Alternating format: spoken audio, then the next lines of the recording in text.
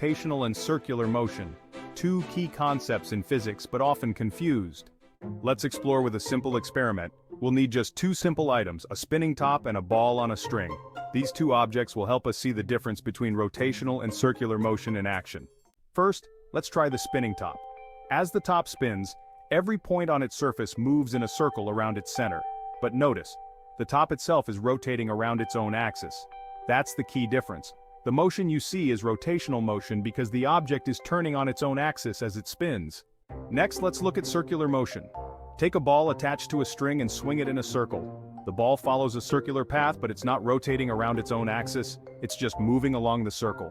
The center of the circle, where the string is held, is the point of rotation. So here's the difference.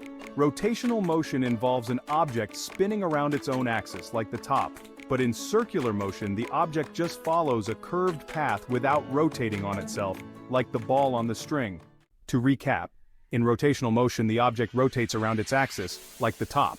In circular motion, the object moves along a circular path but doesn't rotate on its own, like the ball on the string.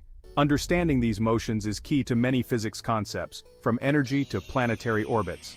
Keep exploring and don't forget, science is everywhere around you.